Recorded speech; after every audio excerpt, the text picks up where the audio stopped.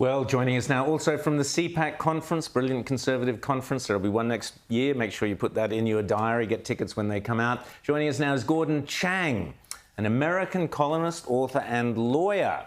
He wrote The Coming Collapse of China and Nuclear Showdown. North Korea Takes on the World.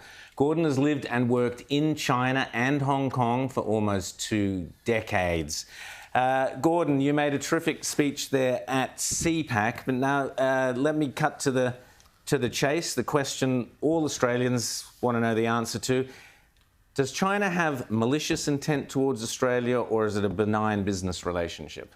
It's malicious. First of all, Chinese leader Xi Jinping is propagating the notion that there is only one legitimate state in the world, and that's China. He is the world's sole ruler. Now, that sounds ludicrous, but unfortunately, you listen to what he says, you listen to his scholars, you listen to his officials. That's what they're telling us. And by the way, Rowan, they're only talking about planet Earth. They're saying that the moon and Mars should be considered sovereign Chinese territories. These guys are dangerous, which means that Australia is not a sovereign state. Rita? Well, that's quite scary indeed. We've seen what's happened with Hong Kong. What are their plans for the rest of the world? And what's the timeline for these plans?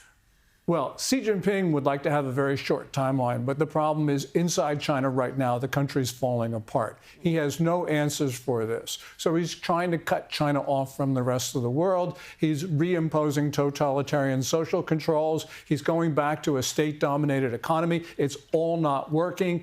And so his only answer is to lash out. And that means we got to be concerned because he can take us by surprise. He now has internal incentives to go to war.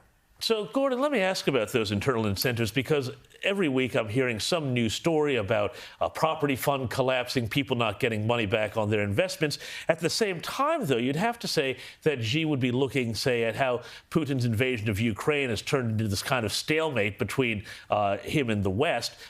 Do the events in Eastern Europe, would they be giving him any pause about the potential of a drawn-out conflict invading Taiwan, which of course is a big strait of water that you've got to get across, and then take, subdue, and occupy? Would he be concerned that that could be adding to his problems? Yes, I'm sure that he was disappointed, maybe, by the slow Russian advance and now the problems.